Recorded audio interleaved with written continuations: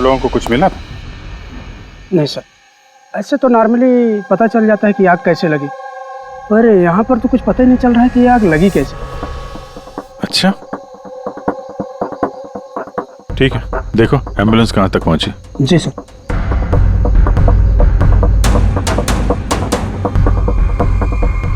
बहुत बुरी तरह से झुलस गया। कमाल है, कुछ पता ही नहीं चल रहा है कि आग कैसे लगी है।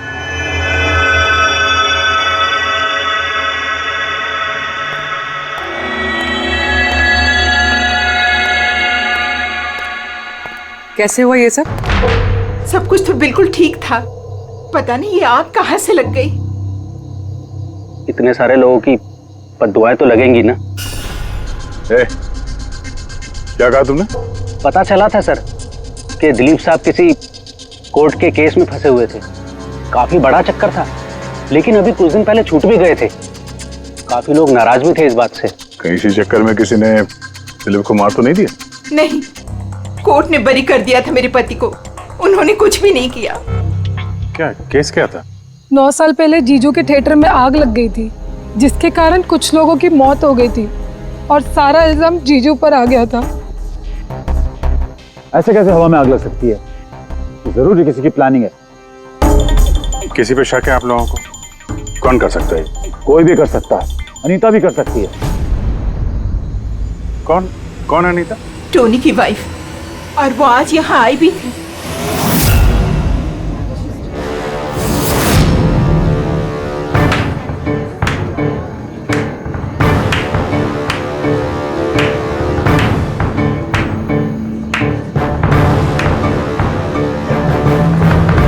Anita,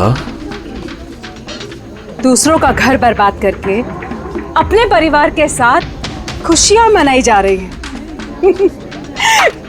very good, very good, वाह। लेकिन एक बात याद रखना, उन लोगों की तरह तुम भी तड़प तड़प के मरोगे। सिक्योरिटी! ए चुप! आवाज नीचे। निकालो उसको बाहर, निकालो! आउट! लगता है तुम दोनों अपने अंजाम से वाकिफ नहीं। तुम्हारा बुरा समय अब शुरू हो गया है, याद रखना। तूने जो किया है ना मेरे टोनी के साथ, याद रखना, इसके बाद तू नहीं बचेगा। सुना तूने? ले जा उसको। तू नहीं बचेगा, नर्क में चलेगा तू। अरे देख क्या रहा है, ले जा इसे। नर्क में चलेगा तू, तड़प तड़प के चलेगा, याद रखना। अरे जा।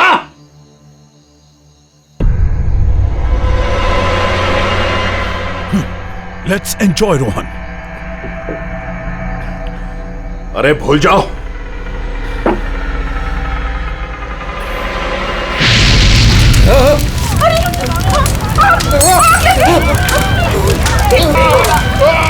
दिलीप और रोहन जिस केस में फंसे थे, उसी केस में कोर्ट ने टोनी को सजा दी थी। अच्छा, किस किस को पता था कि आप लोग यहाँ रेस्टोरेंट में आने वाले हैं? पता नहीं सर। अच्छा, दिलीप जी के आने से पहले इस चेयर के आसपास किसी को देखा था क्या? किसी अनजान आदमी को? नहीं सर, किसी को नहीं देखा सर। ये टेबल किसने रिजर्व किया था? दिलीप जी का फोन आया था, कह रहे थे कि हमारे लिए टेबल रिजर्व रखो। हमेशा यहीं बैठते थे, इसी टेबल इसी चेयर पर, रेगुलर कस्टमर थे हमारे। किसी को पहले से पता था कि दिलीप यहाँ इसी टेबल पे बैठेगा? सर, कुर्सी के पास तो ऐसी कोई चीज नहीं है जिससे आग लग सकती हो। कमाल की मिस्ट्री है यार। सीसीटीवी कैमरा,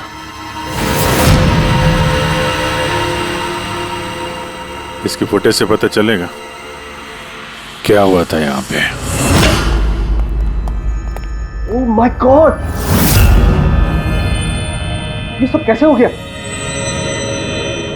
कौन कर सकता है सब? उसी ने जिसने दिलीप का खून किया, सबूत मिटाने के लिए। तो ऐसे कैसे कोई मॉनिटर रूम में घुसा है? सिक्योरिटी कहाँ है तुम्हारी? सर, इस रूम में सिक्योरिटी की जरूरत ही नहीं है, इससे पहले कभी ऐसा हुआ ही नहीं है। सर, सर मुझे नहीं लगता उसके पास टाइम होगा सीसीटीवी फुटेज डिलीट करने का। सर, उसने बस तोड़फोड़ कर दी है। अगर हम किसी एक्सपर्ट को बुलाते हैं सर तो वो शायद हार्ड डिस्क से रिकवर कर पाए सर।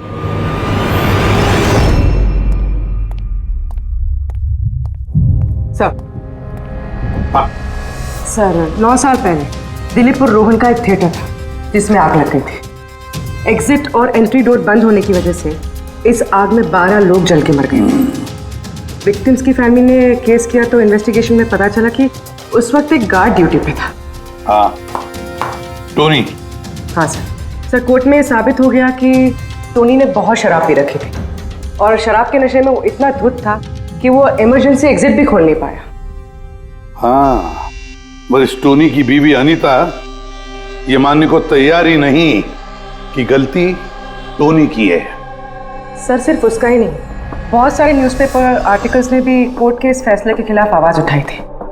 जब ये हादसा हुआ था उस वक्त दिलीप और रोहन के खिलाफ सॉलिड एविडेंसेस थे, लेकिन फिर केस चलता रहा। 9 साल हो गए। कुछ विटनेसेस ने गवाही बदल दी और कुछ कंट्री से बाहर चले गए। सर, दिलीप और रोहन ने जरूर पैसे और पावर का इस्तेमाल किया होगा और ये बात टोनी को पता चल गई होगी। उसी ने भेजा होगा अनीता को दिलीप को मारने के लिए। पर फ्रेडी, जब अनीता वहां थी ही नहीं तो आग लगाई कैसे? नहीं, सिक्योरिटी वालों ने तो उसे बाहर निकाला था रेस्टोरेंट में से। ऐसी कौन सी चीज है जो अचानक आग लग सकती है? सर शायद डॉक्टर सालुंके हमारी मदद कर सके, या फिर अनीता।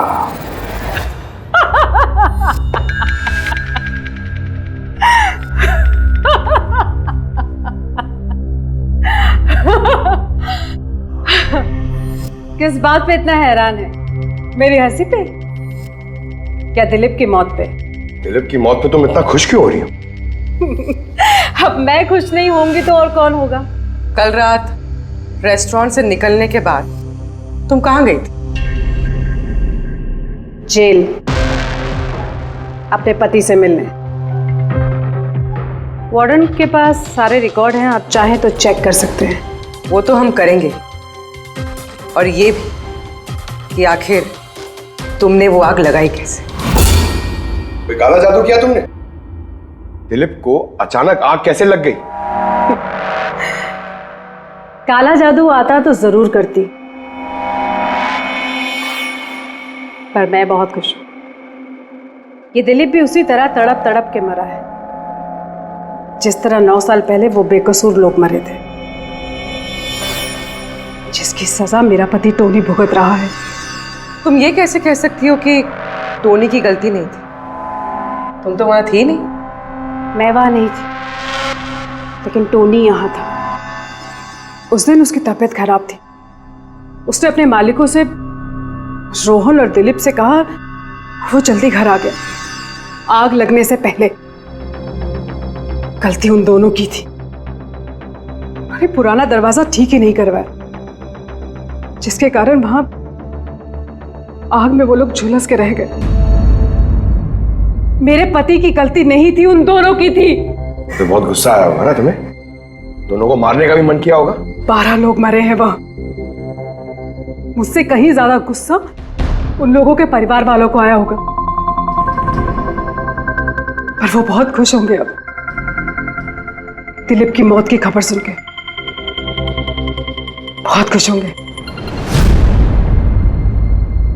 वो लोग और भी खुश हो जाएंगे जब रोहन चल के मरेगा।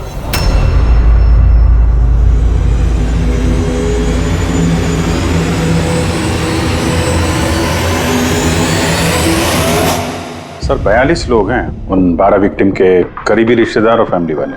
सस्पेक्ट ज्यादा और वक्त कम। सर सबसे पहले इन 42 लोगों में से उन लोगों के नाम हटा देते हैं जो कल दिलीप की मौत के वक्त शहर में नहीं थे। सर 9 साल हो गए इस बात को। शायद कितने लोग देश भी छोड़कर चले गए होंगे, और कुछ लोगों की मौत भी हो गई होगी। फिर भी पता तो लगाना ही पड़ेगा। देखो कितने लोग शहर में थे जब दिलीप की मौत हुई।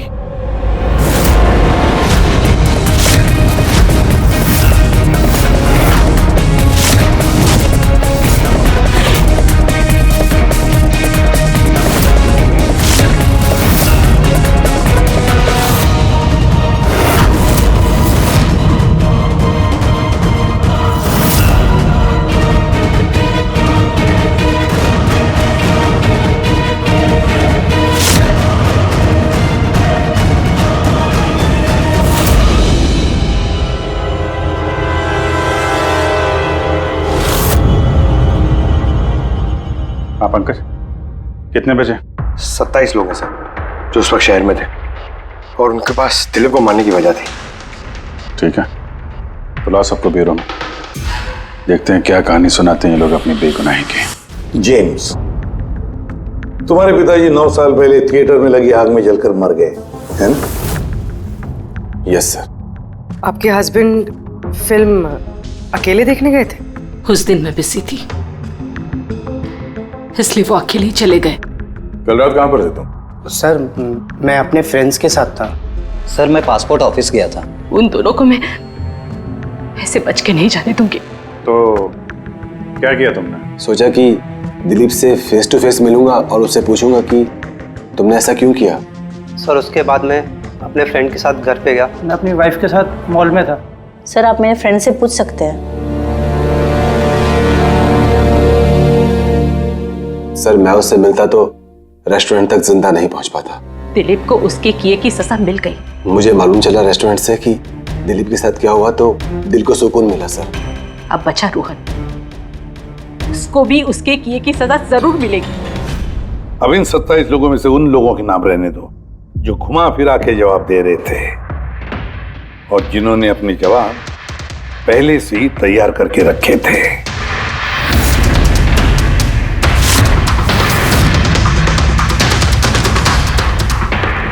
सर अब 15 बजे। अब इन 15 लोगों को उस दिन के बारे में पूछते हैं जब 9 साल पहले थिएटर में आग लगी थी। देखते हैं किसे सबसे ज्यादा गुस्सा आता है, कौन मुंह फेर लेता है। सर मेरा भाई 10वीं पास हो गया था। उसने कहा पार्टी देनी है, दोस्तों को पिक्चर दिखाना है, पैसे दो। सर मैंने वो पैसे उसे दे दिए। काश वो पैसे मुझे उसे देने नहीं चाहिए थे सर। जिसने भी ये किया बहुत अच्छा किया। आज मैं खुश हूं, आज मैं बहुत खुश हूं। कुमार साहब आप यूनिवर्सिटी में फिजिक्स के प्रोफेसर हैं, है ना? Yes sir, head of the department physics. लेकिन मेरे खुद के बेटे को पढ़ाई में कोई इंटरेस्ट नहीं था। बहुत डांटता था मैं उसे, लेकिन अनिकेत के ऊपर कभी कोई फर्क नहीं पड़ा। एक नंबर का बदमाश बन गया था वो। उस दिन भी वो कॉलेज से बंक करके दोस्तों के साथ फिल्म देखने चला गया और सर और वापस घर पे कभी नहीं आया। हिमेश, राइट, कॉन्ट्रैक्टर हो ना तुम? हाँ सर। हिमेश, 9 साल पहले तुम अपनी पत्नी के साथ फिल्म देखने गए थे उस थिएटर में। नई शादी हुई थी मेरी, सलोनी के साथ फिल्म देखने के लिए गया था। उसको भूख लगी थी, मैं समोसे लेने के लिए बाहर गया। मैं वापस आया तो देखा वहां के दरवाजे लॉक हो गए थे। वहां अंदर से लोगों के चिल्लाने की आवाज आ रही थी और धुआं निकल रहा था वहां से। मैंने सब दरवाजे खोलने की बहुत कोशिश की। मैंने बहुत कोशिश की। मैं पागलों की तरह दरवाजा को ठोकता रहा, पीटता रहा। सलोनी चिल्लाता रहा, अरे कोई दरवाजा खोल दो यार, सलोनी। लेकिन मैं कुछ नहीं कर सका सर, मैं कुछ नहीं कर सका। अपनी सलोनी को मैं बचा नहीं सका। वहां पे एक गार्ड भी था ना, टोनी, उससे भी दरवाजा नहीं खुला क्या? नहीं था सर। वहां कोई और गार्ड, किसी और को देखा था तुमने? कोई नहीं था सर, कोई नहीं था। मैं 9 साल पहले जो बात कोर्ट में कहा वही आज कह रहा हूं। जब सिनेमा हॉल में आग लगी थी उस वक्त टोनी वहां पर नहीं था सर।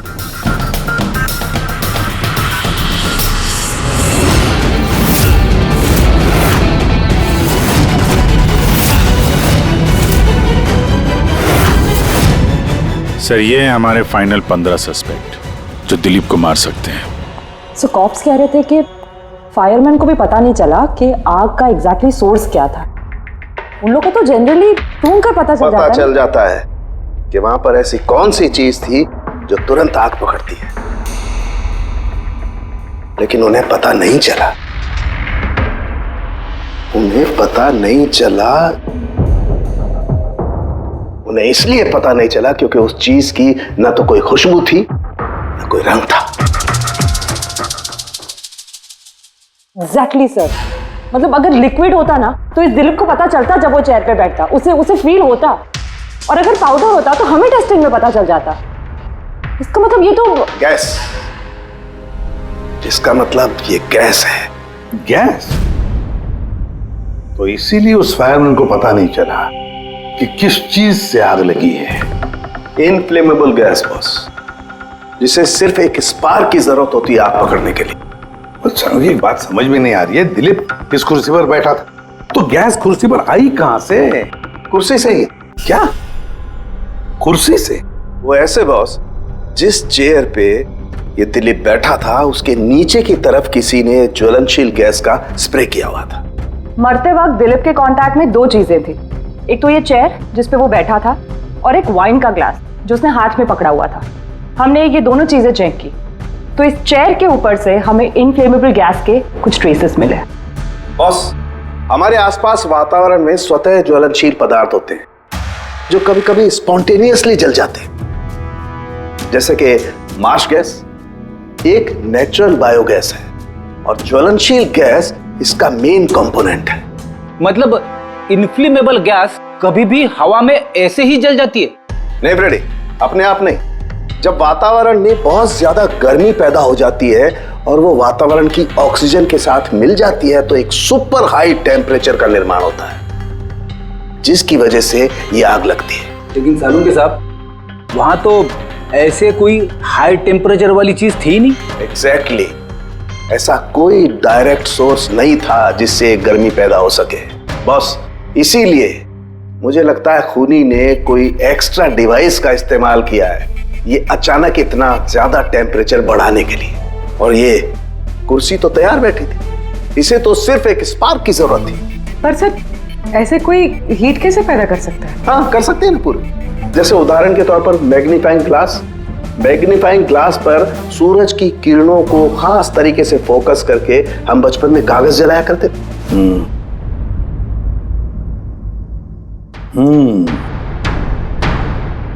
लगता है इस रेस्टोरेंट में फिर से जाना पड़ेगा।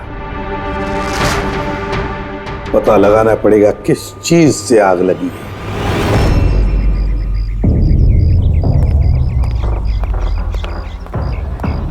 पूरा एरिया छान मार लिया सर, लेकिन ऐसी वो चीज ही नहीं मिली जिससे आग लग सकती है। और ये ओपन रेस्टोरेंट है। जब खूनी ने दिलीप के चेयर के नीचे वो इनफ्लेमेबल गैस स्प्रे किया तो किसी ने तो देखा होगा। वही तो, चेयर में अपने आप आग लग गई और दिलीप चल के मर गया। किसी ने कुछ देखा नहीं और ना ही कोई सबूत हमारे सामने आ रहा है। सर,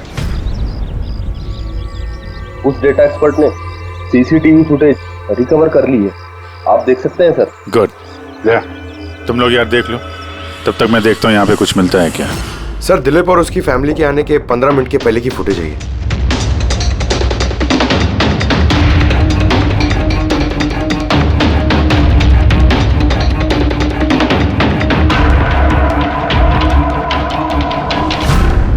ये कुर्सी चेंज कर रहा है। इसका कोई दूसरा एंगल है क्या इसी टाइम का? चेक कर। एक मिनट सर।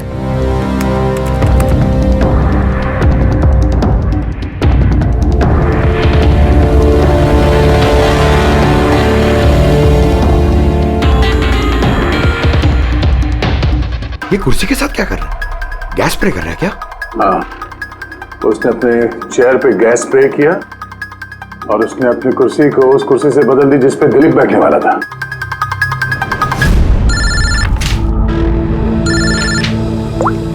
आ गया। अच्छा, great, good work, good work. क्या हुआ सर? जिसने भी दिलीप की कुर्सी के साथ छेड़खानी की ना, उसका पता चल गया है। वो एक आदमी है, उसका मिलता जुलता हुलिया भी मिला है। अब देखते हैं, जय भेजने वाला है फोटोग्राफ।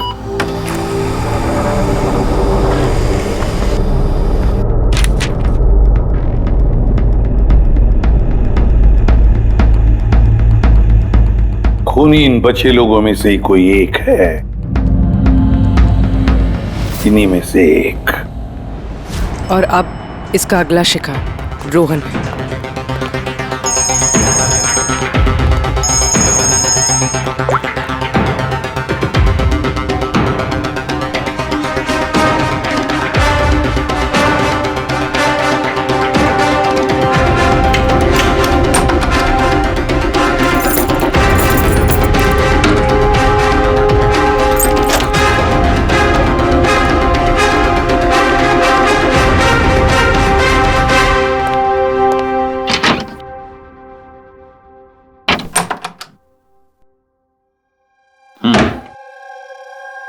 मुझे लगता है कोई मेरी और दिलीप की रिहाई से खुश नहीं है। मेरी जान को खतरा है यहाँ पर। I will talk to you later, bye.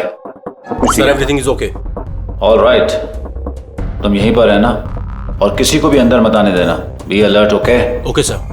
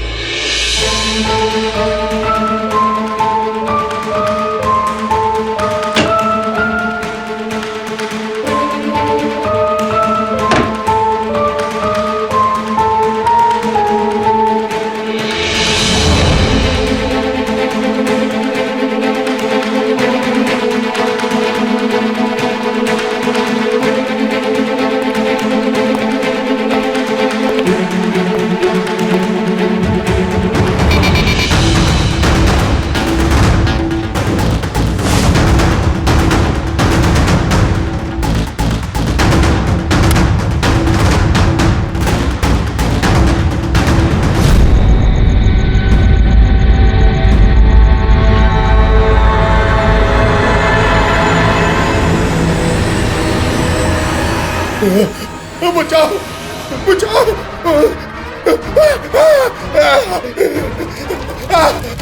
बचाओ, परे परे, बचाओ बचाओ, कोई है?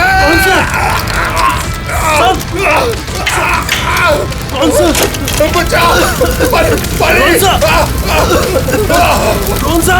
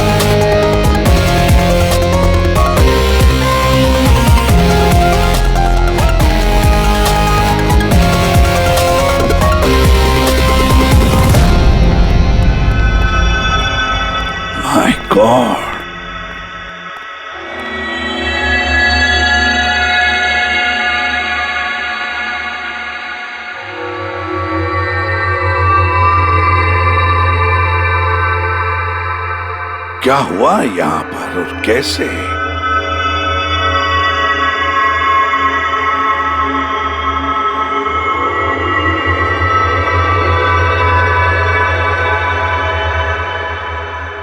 यहाँ पर भी और किसी किस्म की कोई स्मेल नहीं, सिवाय इस जली हुई लाश की बदबू के। यानी ये मर्डर भी इन्फ्लेमेबल गैस से हुआ है? शायद। ये सब हुआ कैसे? हाँ? सर मैं रोहन सर का बॉडीगार्ड हूं सर। अच्छा, तो फिर ये आप लोग कहाँ थे जब ये सब हुआ? सर रोहन सर ने मुझे बाहर निगरानी के लिए कहा था, तो थोड़ी देर के बाद सर उनके चिल्लाने की आवाज आई तो मैं उनके कमरे की तरफ भागा, लेकिन सर दरवाजे के चारों तरफ से धुआं देखा तो मैं दूसरी चाबी से दरवाजा खोल के अंदर गया तो देखा कि सर रोहन सर जले पड़े थे। आप लोगों को भी कुछ पता नहीं है। कमाल है, कमरे के अंदर कोई लीड नहीं मिला, शॉर्ट सर्किट नहीं हुआ है, ये पर्दा अंदर से बंद है, ये विंडोज परमानेंटली क्लोज्ड है, कोई बाहर से अंदर भी नहीं आ सकता।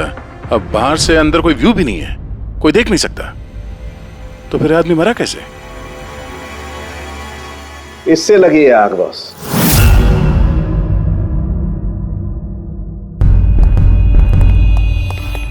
ये इस चीज से ये है क्या सर?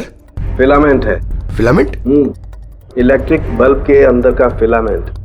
और जब इस फिलामेंट में इलेक्ट्रिक करंट पास होता है तो ये गर्म होकर के लाल हो जाता है। बॉस, खूनी ने भी इसी टेक्निक का इस्तेमाल किया है उस ज्वलनशील गैस को जलाने के लिए। पर वहां रेस्टोरेंट में जहां पर दिलीप की मौत हुई थी, वहां पर तो हमें ऐसा कोई फिलामेंट वगैरह नहीं मिला। और इतनी छोटी सी चीज है, वो खुली जगह है, उड़ गई होगी शायद कहीं, लेकिन यहाँ तो पूरा कमरा बंद है, इसीलिए पलंग के नीचे मिल गया मुझे।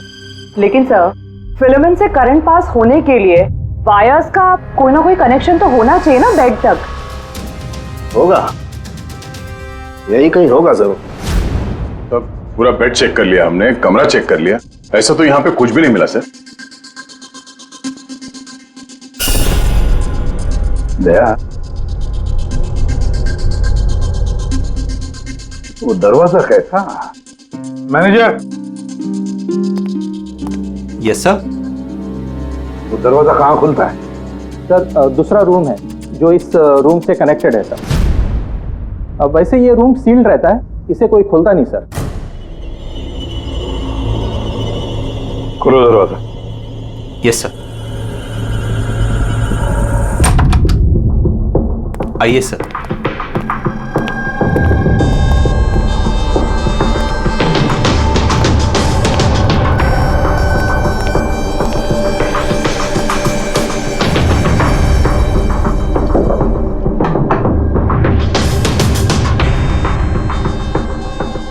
मैनेजर साहब, किसका कमरा है ये? कौन रहता है इस कमरे में? गेस्ट है कोई सर, डिटेल्स चेक करनी पड़ेगी। मंगाओ। Okay sir.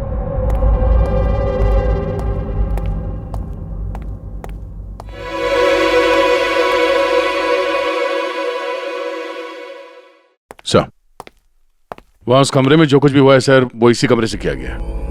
लेकिन अगर करंट इस रूम से पास किया गया है तो यहाँ से उस बेड तक कोई ना कोई वायर तो होनी चाहिए ना। और अगर वायर अगर होती तो बॉस रोहन को दिखाई भी देनी चाहिए। हाँ, शायद उसके बॉडीगार्ड ने भी देखा हो। बुलाओ उसके बॉडीगार्ड को। आप आओ यहाँ।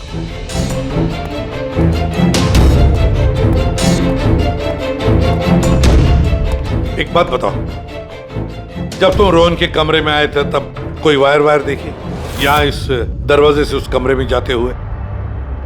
कुछ भी नहीं सर, रोहन सर के रूम के अंदर जाने से पहले मैंने रूम को पूरी तरह से चेक किया था सर, लेकिन वायर जैसी कोई चीज उस रूम में नहीं दिखाई दी। ठीक है, जाओ तुम। जो कुछ भी हो दया, खूनी ने इसी दरवाजे का इस्तेमाल किया।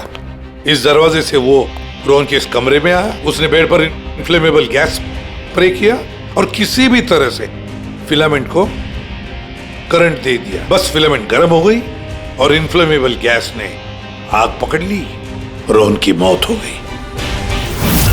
बस एक बात पक्की है, ये जो कोई भी है उससे इलेक्ट्रिक और केमिकल्स की बहुत अच्छी जानकारी है।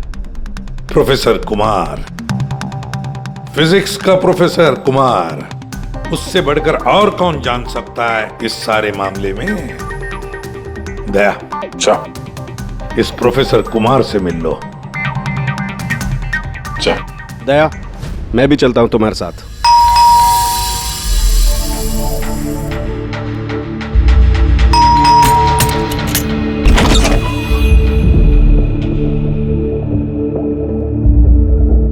प्रोफेसर कुमार है घर पे? हाँ है, लेकिन आप लोग? सीआईडी। सीआईडी?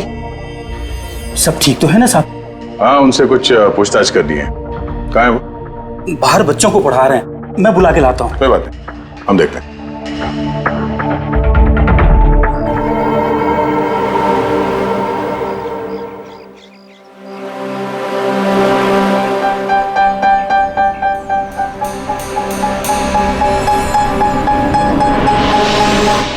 मिस्टर कुमार, हमें आपसे कुछ पूछताछ करनी है। पूछिए, क्या पूछना है? इसे पहचानते हैं आप? ये तो फिलामेंट है। गुड, सही पहचाना आपने। आपको पता ही है फिलामेंट हमें कहाँ से मिला? ये तो आप ही को पता होगा कहाँ से मिला आपको। रोहन के बेड के नीचे से। कल रात उसी बेड पे रोहन जल के मर गया। व्हाट? रोहन की भी डेथ हो गई? कल रात आप कहाँ पर थे? रात 9 से लेकर सुबह 3 बजे तक। आप मुझ पर शक कर रहे हैं? ये हमारे सवाल का जवाब नहीं हुआ मिस्टर कुमार। कल मैं पूरा दिन और पूरी रात घर पे ही था। कोई गवाह? जी हाँ, मेरा नौकर रामू और विकास। Please come here.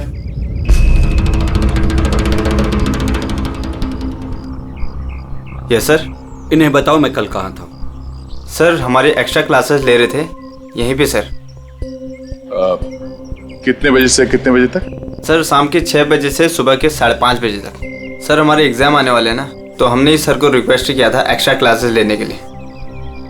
ठीक है सर, तुम जाओ बेटा। सर मेरे 5 स्टूडेंट्स और भी हैं जो कल सुबह 9 बजे से लेकर 5:30 बजे तक हमारे साथ थे।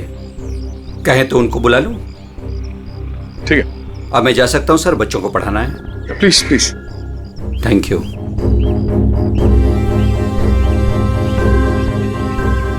हाँ तो बच्चों, मैं ये कह रहा था कि बिना सोल्डरिंग वायर के भी हम मदरबोर्ड फिक्स कर सकते हैं with the help of adhesive conductor.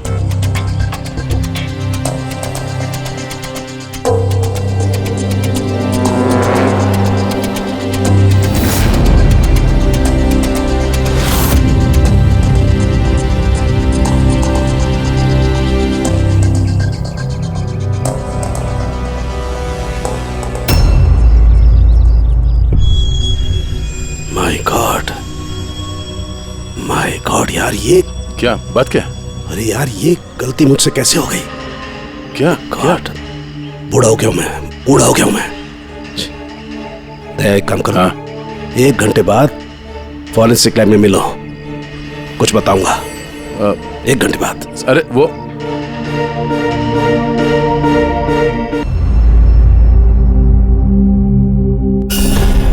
लो बस, एक काम करो, इस स्विच से इन बल्ब्स को जलाओ। इस स्विच से? इस स्विच से? हाँ हाँ, इस स्विच से। यार ना कोई कनेक्शन है, कुछ है, कैसे जलेंगे ये? तुम सवाल मत किया करो, कभी कभी मेरी बात भी मान लिया करो यार। कभी कभी। ये ले। क्या सर, ये तो कुछ हुआ भी नहीं। होगा होगा। अरे क्या होगा? होगा ही नहीं। अरे होगा यार, बिलीव नहीं होगा। 1 मिनट है। क्या इसकी तबीयत ठीक है ना? हाँ? तो पता नहीं क्या हुआ है, वो जब से वो प्रोफेसर कुमार से मिलके आया ना, बस बल्ब के साथ ही खेले जा रहे हैं। बात बताओ, वो फिंगरप्रिंट्स का क्या रिपोर्ट आया?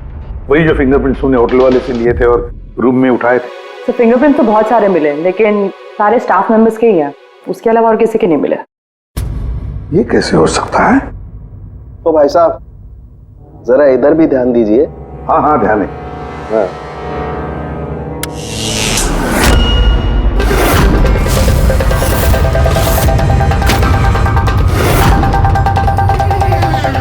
अरे सर, ये बल्ब जलने कैसे लगे? क्या बात है सालूंके साहब, बिना वायर के सारे बल्ब जला दिए। लेकिन सालूंके साहब, ये सब आपने किया कैसे?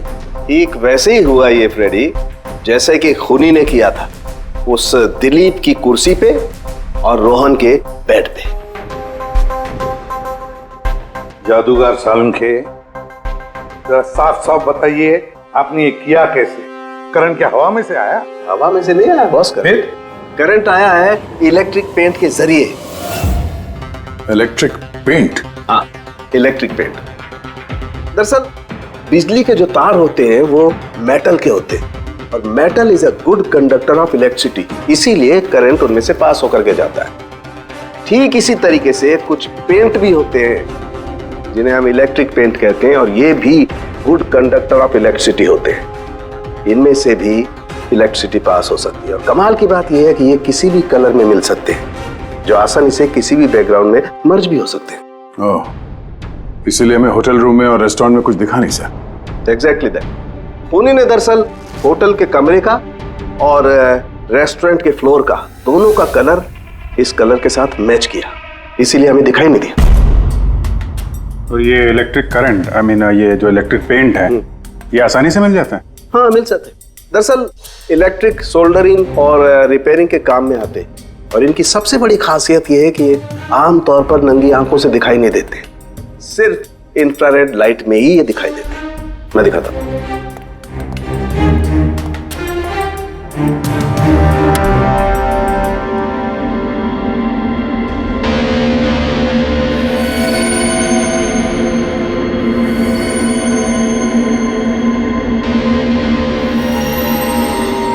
देखा बॉस?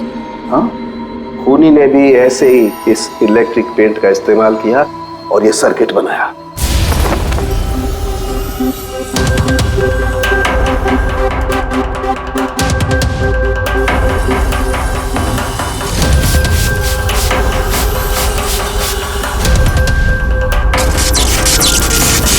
एक बात तो पक्की है, ये जो भी कोई है उसे इन सारी चीजों की पक्की जानकारी है।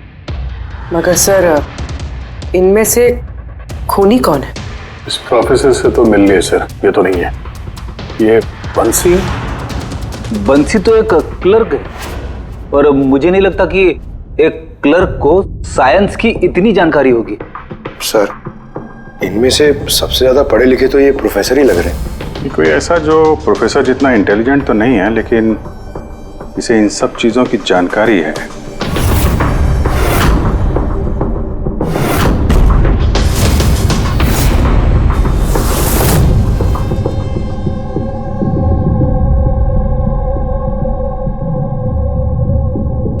वो ये है अभिजीत, ये है वो। याद है क्या कहा था इसने, ये क्या काम करता?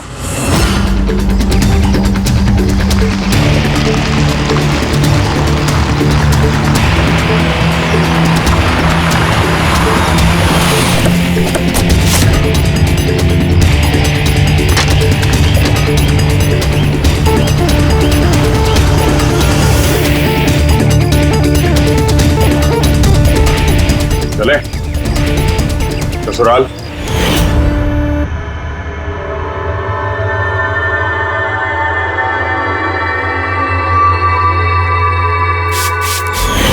दिलीप और रोहन पर केस हुआ था, लेकिन मुझे मालूम था अपने पैसे और पावर के दम पर वो छूट जाएंगे। लेकिन उनके पास पैसा था तो मेरे पास दिमाग। कई महीनों तक उनका पीछा किया, वो कहां जाते हैं, क्या करते हैं, किससे मिलते हैं, सब कुछ।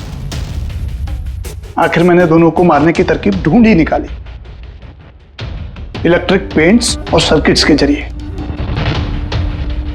ये दोनों के बारे में मुझे अच्छी खासी जानकारी थी।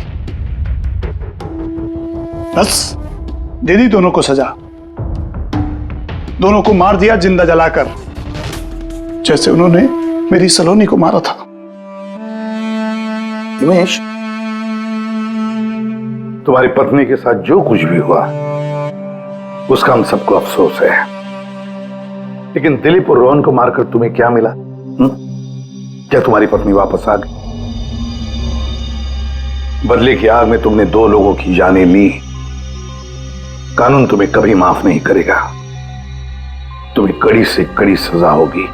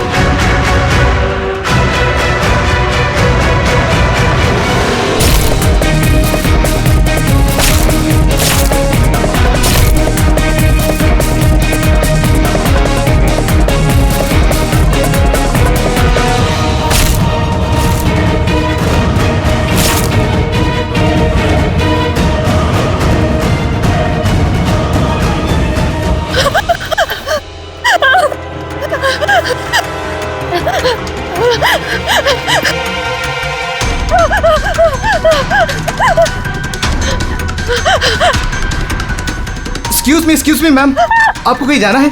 मैं आपके लिए दूसरी टैक्सी मंगवा देता हूँ, ये किसी और गेस्ट के लिए है। नहीं, मेरा जाना बहुत अर्जेंट है, अंदर किसी का खून हुआ है। क्या खून? मैम सुनिए ma'am, excuse me ma'am, ma'am. Excuse me, तुमने मेरी वाइफ को देखा है? सर एक मैडम अभी यहाँ आई थी, वो टैक्सी लेके अभी यहाँ से निकल गई है। कहाँ चली गई? मुझे नहीं पता, आई डोंट नो, पर कुछ अजीब सा बिहेव कर रही थी। क्या कह रही थी? सर वो बोल रही थी अंदर किसी का खून हो गया है। सर किसका खून हो गया सर? लिसन टू मी, ये रख, तो मेरी बात सुन, किसी का खून नहीं हुआ यहाँ पर, और तूने कुछ नहीं सुना, समझा? और पता कर कहाँ गए वो लोग। Okay sir. वो उसको चाकू मारता रहा, वो मर चुकी थी, वो फिर भी उसको मार रहा था। सर मुझे बचा लीजिए, वो मेरा चेहरा देख चुका है, वो मुझे नहीं छोड़ेगा, प्लीज मुझे। आप शांत हो जाइए, तुम्हें कुछ नहीं होगा।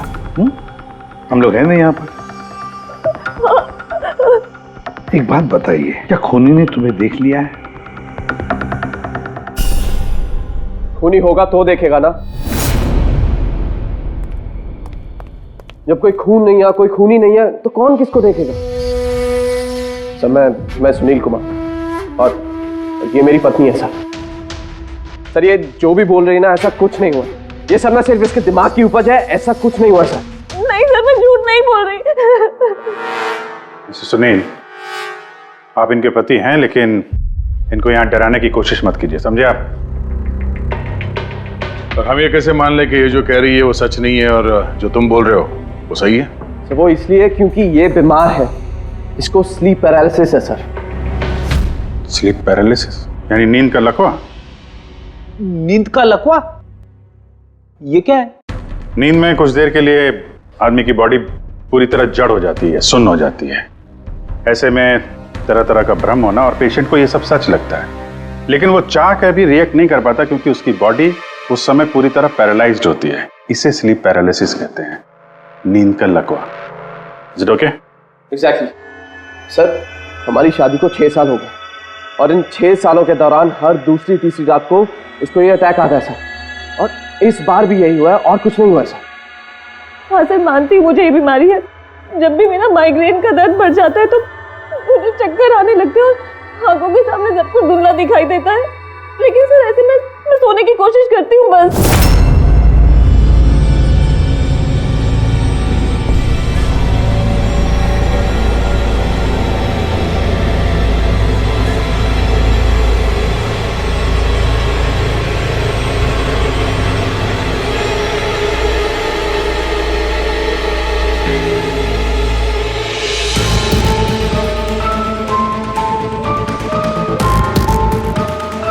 बड़ी मुश्किल से जैसे तैसे नींद आती है, और 2-3 घंटों के बाद अचानक से मेरी आंख खुल जाती है, मगर शरीर बिल्कुल स्थिर हो जाता है। चाहकर भी मैं हिल-डुल नहीं पाती, पूरे शरीर को जैसे लकवा मार गया हो। कुछ साफ नहीं दिखाई देता, और सीने पर एक भारीपन सा लगता है, मगर मैं चाहकर भी चीख नहीं पाती, आवाज ही नहीं निकलती मेरी। और फिर 15-20 मिनट के बाद अजीब अजीब सी चीजें दिखाई देती है। वो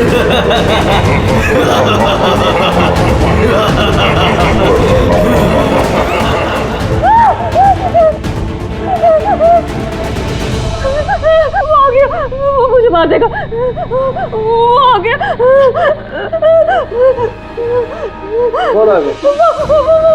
कोई नहीं, रिलैक्स, बहुत बड़ा चाकू है, वो मुझे मार देगा। किधर? कोई नहीं है, देखो शांत हो जाओ, तुम्हें फिर से अटैक आया, देखो रिलैक्स, कोई नहीं है, शांत हो जाओ, कोई नहीं है, देखो कोई नहीं, मुझे बचा लो, रिलैक्स, तुम्हें फिर से अटैक आया, रिलैक्स हो जाओ, तुम्हें फिर से दौरा पड़ा था, कुछ नहीं। मतलब जो कुछ भी आपको दिखाई देता है वो सब भ्रम है, कोई सच्चाई नहीं है। हाँ, हर बार सच नहीं होता था, लेकिन इस बार सच हुआ।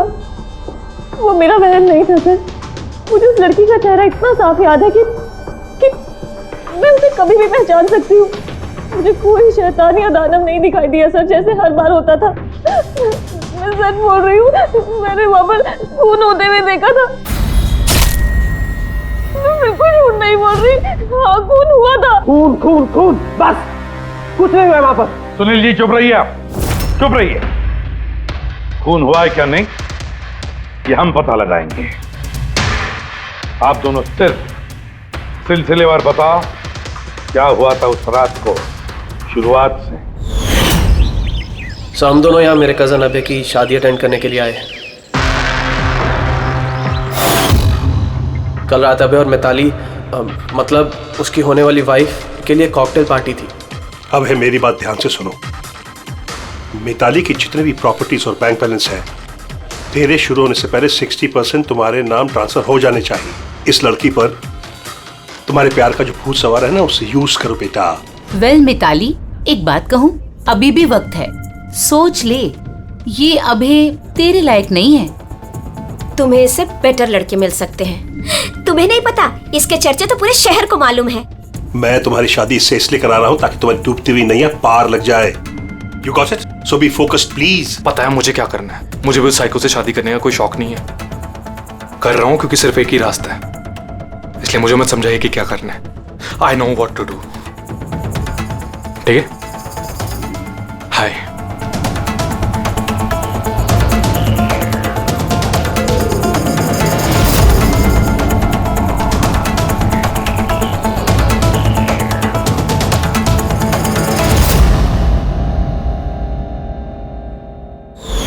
फिर पार्टी के शोरगुल में मेरा माइग्रेन का दर्द इतना बढ़ गया कि मुझसे वहां रुका ही नहीं गया।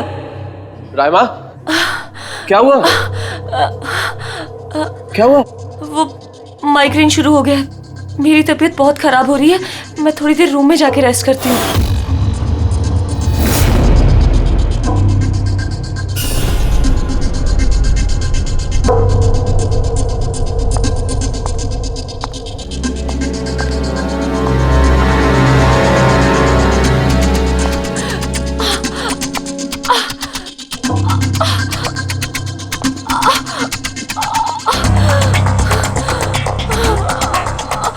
इतनी ज्यादा तकलीफ में थी कि मैंने नोटिस ही नहीं किया कि कमरा मेरा भी है या नहीं।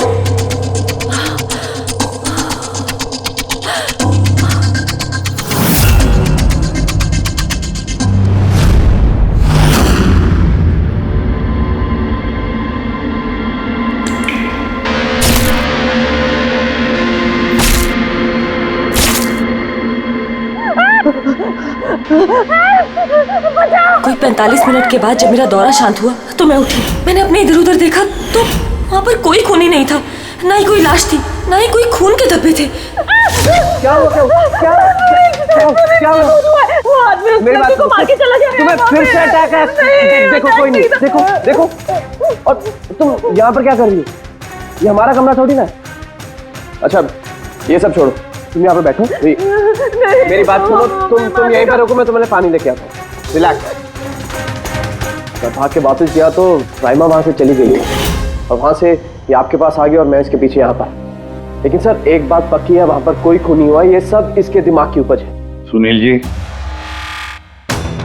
जिस तरह से रायमा ने हमें ये सब कुछ बताया ना, उससे नहीं लगता कि ये सब मन घड़न है। जरूर इसमें कोई ना कोई सच्चाई है। सर वो रूम उन रूम्स में था जो हमने शादी के लिए बुक किए और मैंने अपने गेस्ट लिस्ट में चेक कर लिया, ना तो कोई मिसिंग है ना ही किसी का मर्डर हुआ। सर आप इसकी बात को बिल्कुल मत सुनिए। बस उस शादी को आराम से हो जाने दीजिए, वरना जीत अंकल तो बर्बाद हो जाएंगे और इससे ज्यादा मैं तो सड़क पे आ जाऊंगा। सर शादी में कोई प्रॉब्लम नहीं होगी, हम पूछताछ तो करेंगे लेकिन अपनी तरीके से।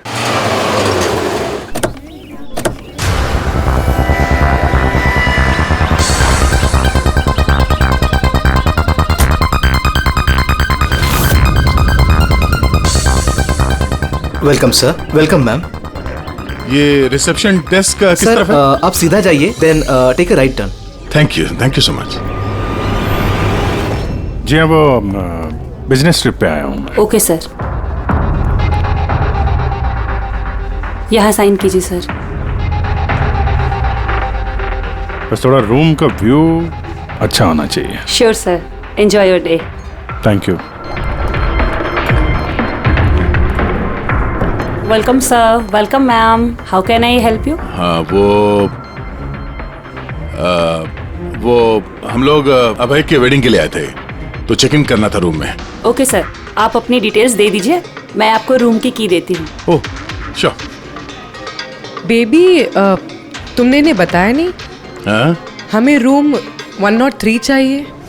I am so sorry sweetheart, मैं तो भूल ही गया। मैम दरअसल हमें वो 103 नंबर वाला स्वीट रूम चाहिए। ठीक है, आपको हम 103 ही दे देते हैं।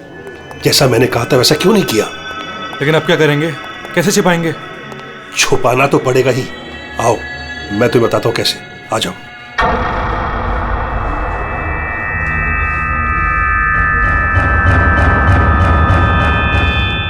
सुनील, सब कुछ इसी के कारण हुआ। किसी को पता चल गया ना तो पता नहीं क्या होगा। कहाँ थे तुम? चलो मुझे कुछ बात करनी है, आओ।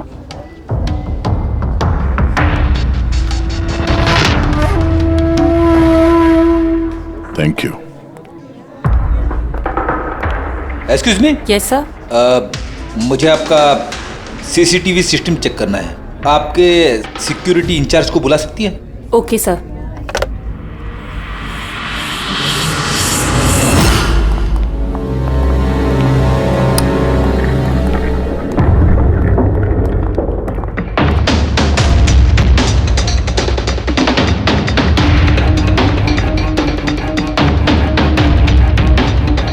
ठीक है, थैंक यू।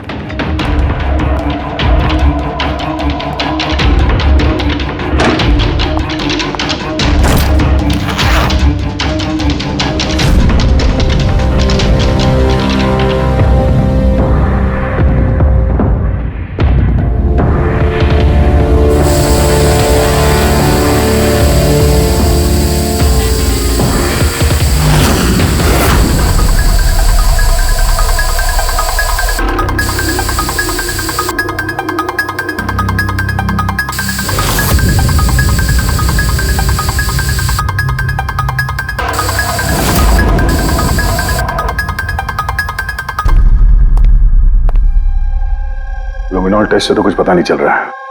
ऐसा लगता तो नहीं है कि यहाँ कोई खून हुआ है। सर खूनी ने बहुत अच्छे से सफाई की है। ऐसे कैसे हो सकता है? सर जिस तरह रायमा ने बताया है, कत्ल के वक्त यहाँ पर खून ही खून होना चाहिए।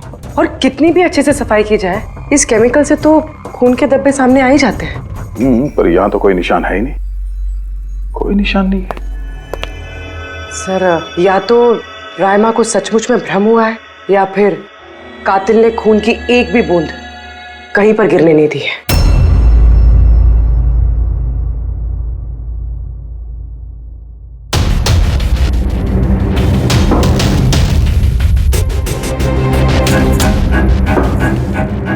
मुझे लगता तुम सही कह रही थी। कातिल ने खून की एक भी बूंद गिरने नहीं दी। ये देखो, खून की एक भी बूंद जमीन पे या दीवार पे कहीं भी नहीं गिरी है, क्योंकि कातिल ने पूरे कमरे को प्लास्टिक के शीट से कवर कर दिया था। सर मतलब रायमा ये सब कुछ प्लास्टिक के उस तरफ से देख रही थी, इसलिए उसे सब कुछ धुंधला धुंधला नजर आ रहा था। हाँ, ये प्लास्टिक शीट्स जहाँ पे जुड़ते हैं, शायद एक गैप रह गया होगा, और उसी गैप में से इस लड़की की शक्ल दिख गई होगी उसे। न लाश मिली है, न फिंगरप्रिंट्स, और ना ही कोई खून। लगता है इस केस में हमें फॉरेंसिक से कोई मदद मिलने वाली नहीं है। ये पता लगाना आसान नहीं है कि खून किसका हुआ है, किया किसने, और वो लाश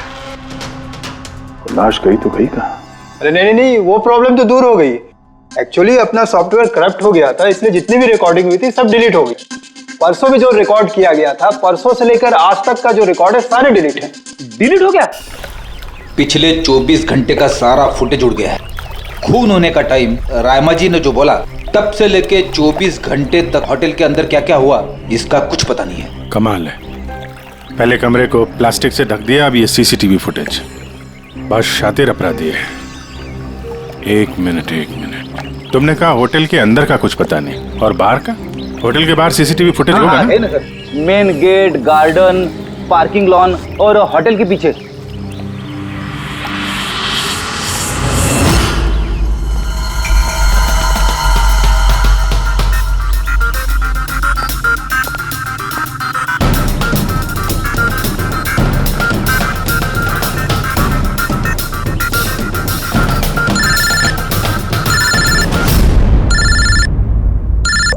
अबे क्या? रायमा ने जो देखा वो उसका भ्रम नहीं बल्कि सच्चाई है? किसी का खून हुआ? माय गॉड, कोई कुछ भी नहीं। अच्छा ठीक है, मुझे इन्फॉर्म करते रहना। क्या हुआ बॉस, कुछ मिला क्या? बड़ा शातिर है खूनी, बड़ा शातिर है। कोई सबूत नहीं छोड़ा है उसने, कोई भी सबूत नहीं छोड़ा तेरे लिए। ऐसा कैसे हो सकता है यार? लेकिन ऐसे हुआ है सालुंके, ऐसे हुआ है। रायमा की जान को बहुत बड़ा खतरा है।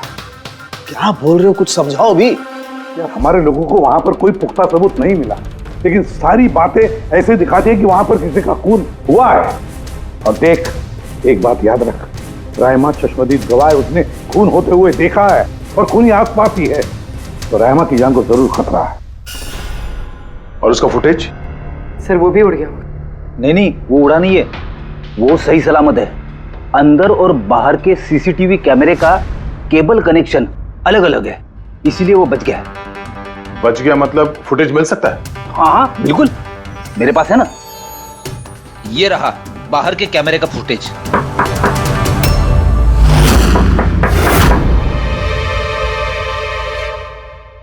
सर, अगर खूनी ने उस पर उस वक्त हमला किया है जब स्लीप पैरालिसिस का दौरा पड़ रहा है, फिर तो वो उंगली भी नहीं हिला पाई होगी।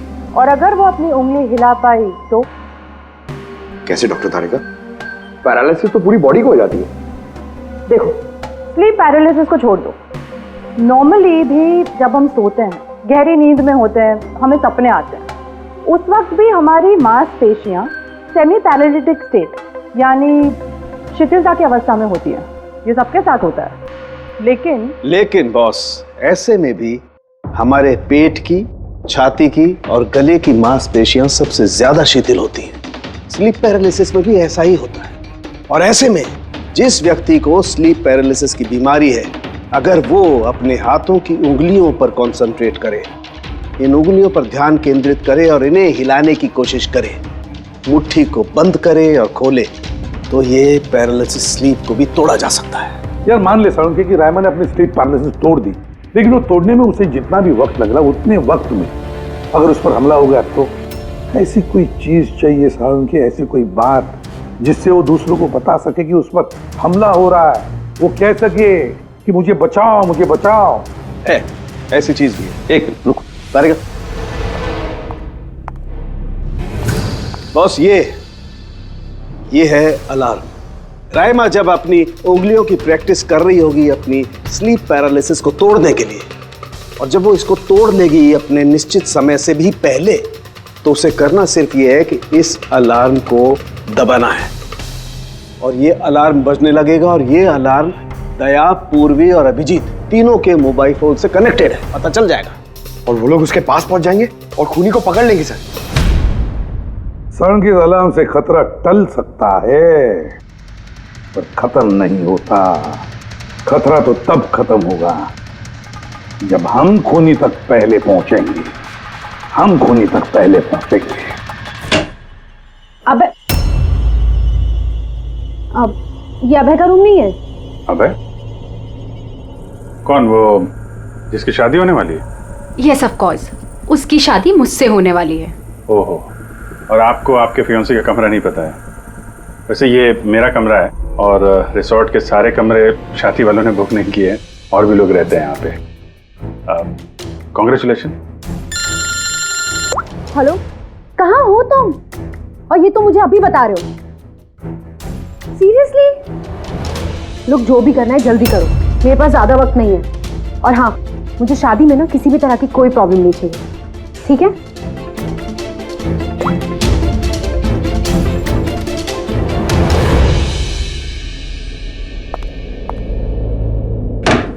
मिताली, जिसकी शादी होने वाली है, वैसे ये वाकई अभय का कमरा इसको मालूम नहीं होगा क्या? कहीं इसको हम पे शक तो नहीं हो गया? वो तो पता नहीं, लेकिन खूनी को भनक नहीं लगनी चाहिए, क्योंकि अगर ऐसा हुआ तो रायमा की जान को खतरा हो सकता है। रायमा ने कहा था कि खून 12 से 12:30 के बीच में हुआ है। उसके बाद कातिल ने लाश को ठिकाने लगाने की कोशिश की होगी, लेकिन रिसोर्ट में इतनी भीड़ और चहल पहल है कि वो लाश को कहीं छुपाना मेरे हिसाब से नामुमकिन है। मतलब लाश को बाहर ले गए हैं लोग? लेकिन सर, रात को रिसोर्ट से बाहर तो कोई गया नहीं। कहीं ये लाश रिसोर्ट के अंदर ही तो नहीं? नहीं, अगर लाश यहाँ होती तो अब तक बदबू आना शुरू हो जाती। करेक्ट। मैंने किचन का फ्रीजर चेक किया है, वहाँ भी कुछ नहीं है। वही एक जगह जहाँ पे लाश छुपाई जा सकती थी। और वैसे भी यहाँ शादियों की पार्टी और लेट नाइट पार्टी की वजह से ऐसी जगह पे हमेशा कम से कम 30 लोग तो होते ही हैं। खूनी लाश को वहाँ पे छुपाने की गलती नहीं करेगा।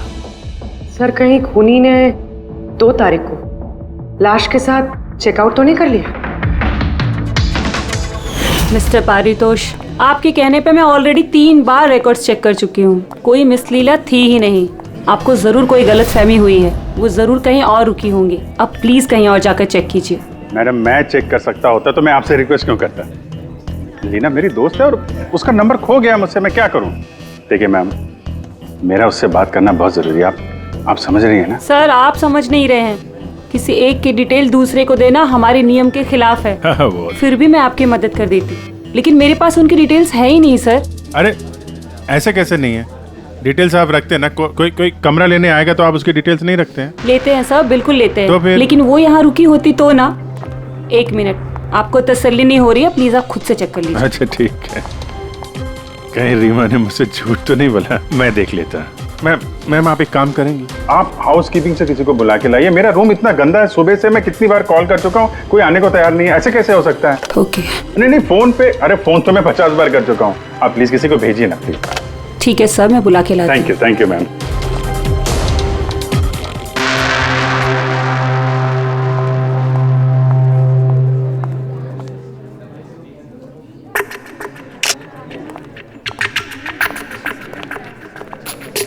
आज जितने लोगों ने चेकआउट किया है उनमें से 4 लोग ऐसे हैं जो आए थे तो शादी अटेंड करने, लेकिन बिना शादी अटेंड किए ही चले गए। शादी बिना अटेंड किए ही चले गए? बड़ी अजीब बात है। ये मिस्टर वलेना, मिस्टर दक्ष, मिसेस मोटवानी और मिस सूजी। सर, मैं इन चारों के बारे में सब कुछ पता करती हूँ। अपूर्वी, रायमा को होटल के बाहर का सीसीटीवी फुटेज दिखाना, मेन गेट का, जहाँ से लोग आते जाते हैं। उसने कहा था ना हमसे कि वो उस लड़की को पहचान लेगी। सर,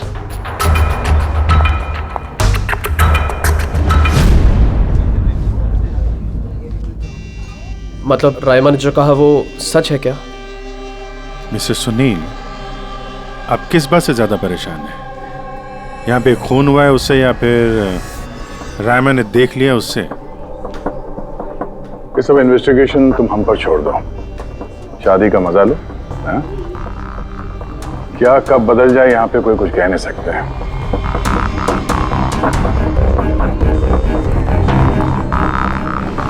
चल भाई चल, अगले फंक्शन के लिए कपड़े रेडी करना है, तेरी हेल्प चाहिए। वैसे लोग कौन थे? तेरे गेस्ट हैं? हाँ, मेरे गेस्ट ही हैं। चल चल चल।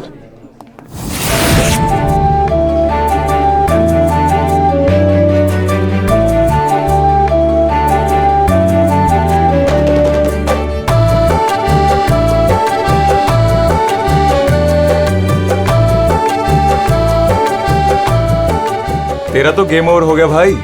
जो तूने गर्लफ्रेंड्स की लाइन लगा रखी थी उसका क्या? अगर मिताली ने सुन लिया ना तो गेम सच में ओवर हो जाएगा। पर भाई मुझे एक बात बता, तू एक लड़की के साथ सारी जिंदगी कैसे बिताएगा? इसके सारे लफड़े हैं ना साइड में चालू हैं। पूछ इससे, कॉकटेल पार्टी में अचानक से कहाँ गायब हो गया था? अबे कहीं गायब नहीं हुआ, मिताली के सामने उठक बैठक लगा रहा होगा। वे शट अप। मैं डरता वरता नहीं हूँ उससे। You guys just wait and watch. Drink खत्म कर अपनी।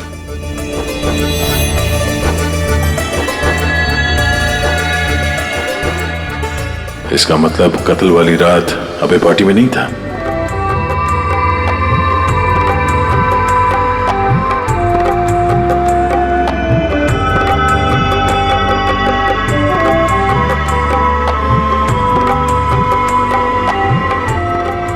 ऐसा क्या कहना चाहता था ये जो रंजीत छुपाने की कोशिश कर रहा है? सर, मैडम अभी ठीक है ना? और उस दिन जो मर्डर के बारे में बोल रही थी वो गलतफहमी अभी दूर हो चुकी है ना मैम की? मेरी बात सुन, जो उसको गलतफहमी हुई थी ना वो दूर हो चुकी है। तू भी भूल जा। चल अभी। ओके। अच्छा हुआ कि राइमा माइग्रेन की वजह से अपने कमरे में सो गई है। मौका अच्छा है, अब कुछ ना कुछ तो करना पड़ेगा।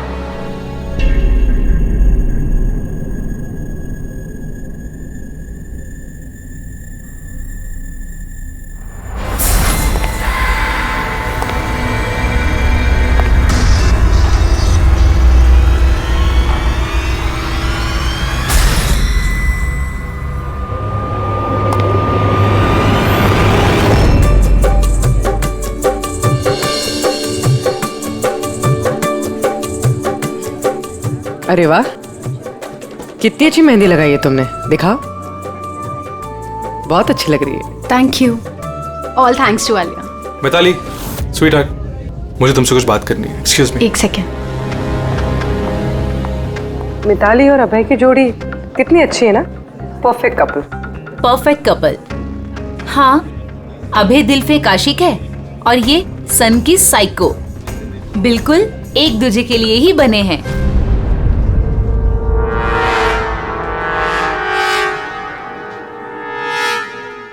मिताली को अभय के बारे में ये पता है? पागल है वो अभय के लिए। उसको पाने के लिए वो किसी भी हद तक जा सकती है। अगर जरूरत पड़े तो किसी को मार भी सकती है।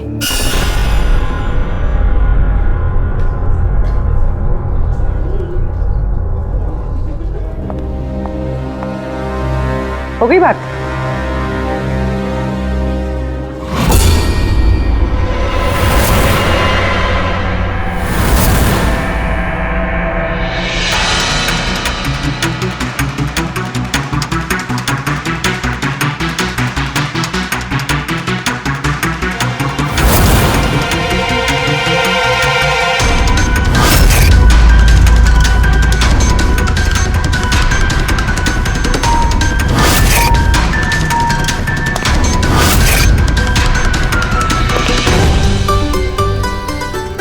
अरे खाली हो गया क्या? अरे नहीं साहब, रिफिल ही करने जा रहा था। अरे यार ये दूल्हा जो है ये तो बड़ा बहक रहा है।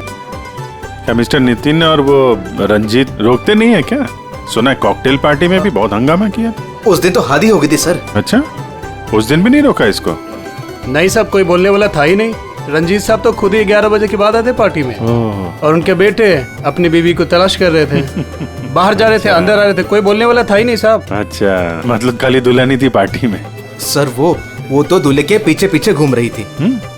सर, इस रिसोर्ट में कई शादियां हुई हैं, लेकिन ऐसी शादी कभी नहीं देखी। अरे हाँ साहब। अरे यार तुम खाने को लाना यार। अभी लाया साहब।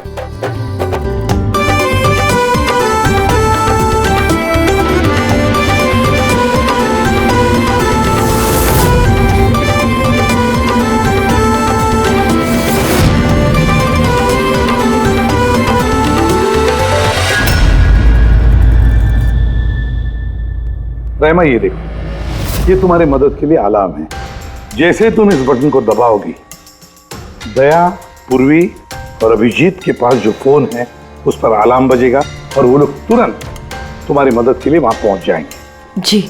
लेकिन जब तुम्हें स्लीप पैरालिसिस हो, अपने हाथों की और पैरों की उंगलियों को हिलाने की कोशिश करना, क्योंकि सबसे कम असर स्लीप पैरालिसिस का हमारे हाथों की और पैरों की उंगलियों पर होता है।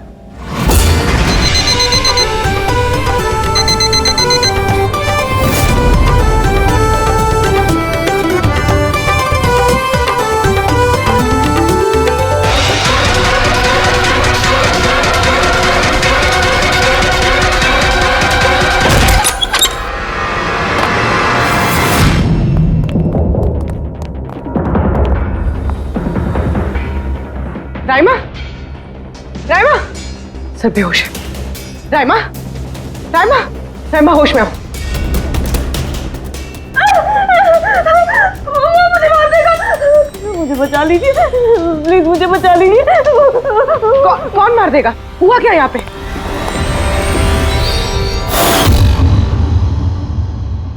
क्यों मिस्टर सुनील, क्या कहना है आप? अब तुम्हें इसकी बात पे विश्वास हो रहा है या अभी तुम्हें अपनी ताऊ जी की रेपुटेशन की फिक्र है? अब मैं क्या ही बोलूं सर, असली है कि ये जिंदा है। अच्छा, वैसे आप यहाँ आए कैसे? पार्टी तो नीचे चल रही थी, हाँ? और यहाँ पे क्या हुआ किसी ने नहीं सुना, तो फिर आप हमारे साथ साथ यहाँ कैसे आ गए? आप मुझ पे शक कर रहे हैं? मैं अपनी पत्नी को मारने की कोशिश क्यों करूंगा? शक तो हम सब पे करते हैं। फिलहाल अभी आप बाहर जाइए, हमें रायमा से कुछ जरूरी बात करनी है, प्लीज। सर आप लोग प्लीज मुझे बचा लीजिए। जब वो आदमी उसको खून कर रहा था तो मैंने उसे देख लिया था, मुझे नहीं छोड़ेगा, प्लीज आप कुछ कीजिए ना। वो दोबारा आएगा, वो मुझे मार देगा, प्लीज प्लीज कुछ कीजिए। देखो रायमा, घबराओ मत, हमारे यहाँ पे होते हुए कोई कुछ नहीं कर सकता तुम्हारा, ठीक है? लेकिन वो औरत जिसका खून होते हुए तुमने देखा, उसे हम लोग नहीं पहचानते, तुम उसे पहचानती हो, तो हम लोग एक फुटेज दिखाएंगे, जरा उस फुटेज में देख के उस लड़की को पहचानो प्लीज। जी। रेडी?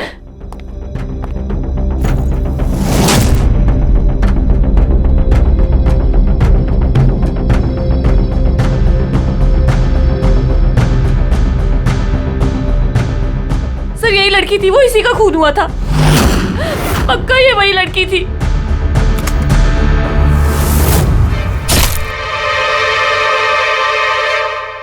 अगर ये यहाँ पे आई थी तो किसी ने तो देखा होगा उसे। वो मुझे मारेगा। अगर वो लड़की यहाँ पे आई थी तो किसी न किसी से तो मिली होगी ना। लगता है ब्यूरो जाने का वक्त आ गया। वो 4 लोग जो शादी अटेंड करने आए थे और अटेंड किए बिना ही चले गए, जरा उनसे भी पूछताछ कर लेते हैं। सर मिस्टर वलेना, ये अभय का मैनेजर, ये जरूरी काम छोड़कर आया था शादी अटेंड करने के लिए, लेकिन बीच में ही वापस चले गए। एक तो इन्हें रिसोर्ट की कार ने एयरपोर्ट छोड़ा, दूसरा इनके पास एक छोटा सूटकेस था जिसमें 5.5 फीट की लाश तो नहीं आ सकती थी। दूसरा सर, ये मिसेस मोटवानी और ये मिस सूजी मिताली की लीगल टीम से हैं सर। इन्हें भी किसी ज़रूरी काम से शादी के बीच में जाना पड़ा। ये भी रिसोर्ट की कार में ही गई हैं। एक सूटकेस था और बाकी इनका अपना अपना बैग। और इसमें भी 5 फीट 6 इंच की लाश तो नहीं आ सकती। और ये लोग वापस शादी अटेंड करने आ भी रहे हैं सर। ये चौथे का दिखाना जरा। ये है दक्ष, ये सुनील का PR मैनेजर है सर। 1 जून को आया था, 2 जून को गया अपनी कार से। 1 मिनट पंकज, जरा इस मिस्टर दक्ष का शादी में आने वाला फुटेज दिखा।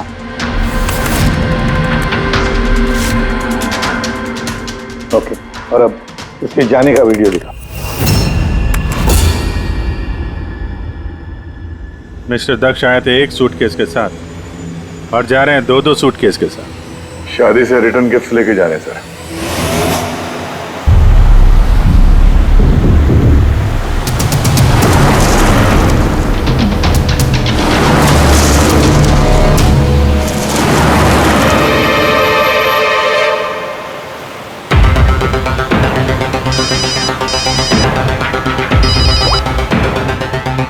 हेलो, अभय के शादी से जो सूटकेस लाया था वो कहाँ छुपाया है?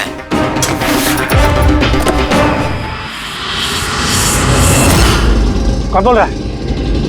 और क्या बोल रहे हो तुम? कौन से सूटकेस?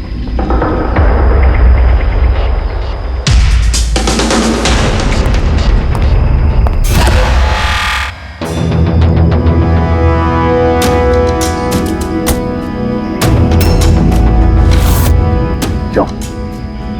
सूटकेस के बारे में तुम यहीं बताओगे या कहीं और अच्छे से खातिरदारी करे तुम्हारी? क्यों?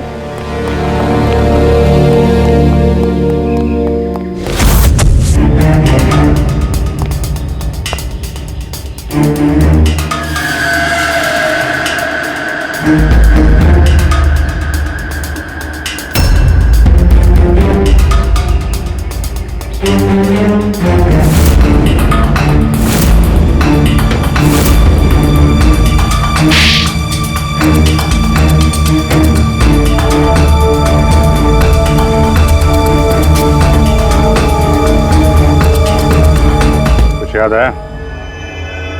मेरे पास और कोई रास्ता नहीं था।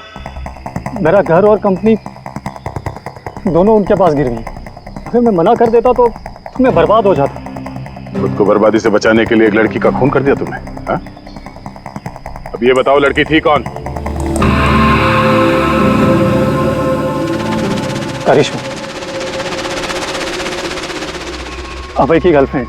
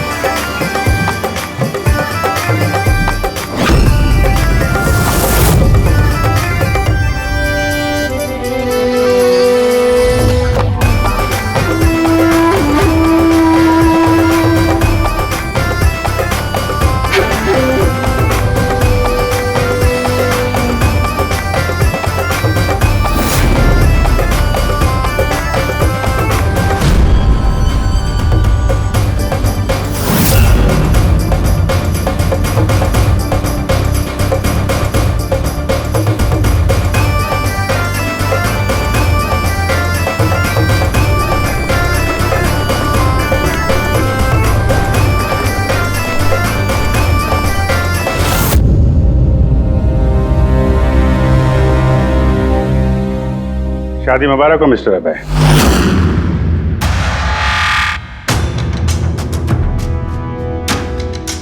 आपके लिए कुछ तोहफे लेकर आए हैं, ऐसे तोहफे जिनके बगैर ये शादी पूरी हो ही नहीं सकती।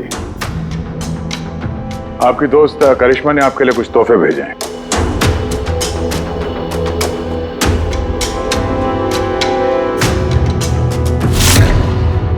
करिश्मा याद आया?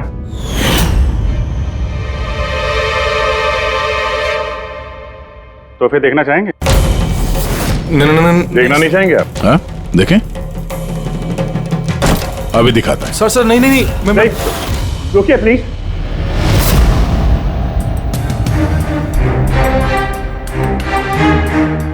क्या हुआ मिस्टर रंजीत? प्लीज प्लीज ये सूटकेस मत खोलिए। क्यों क्यों नहीं खोले हैं? क्योंकि तुम्हें डर है कि इस सूटकेस के अंदर करिश्मा की लाश ना निकले।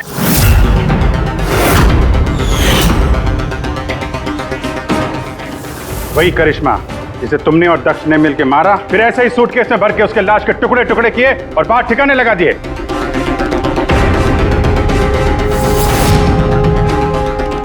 डैड ये क्या बोल रहे हैं?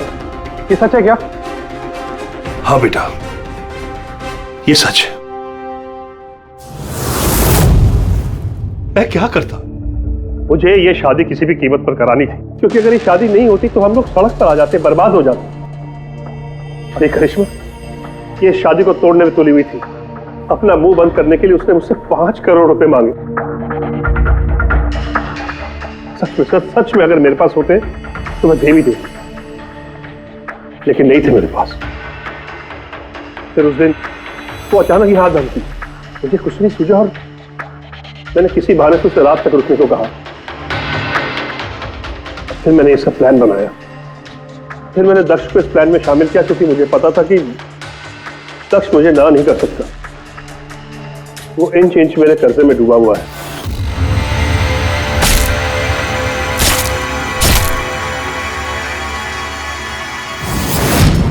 सब कुछ ठीक चल रहा था, सब कुछ हो गया था।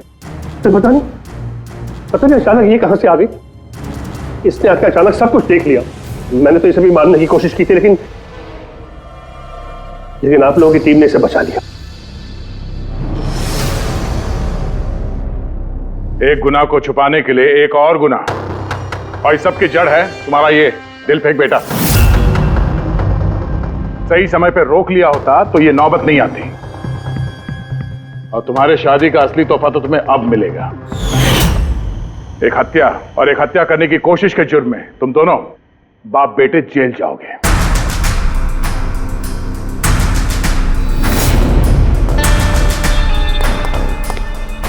Thank you.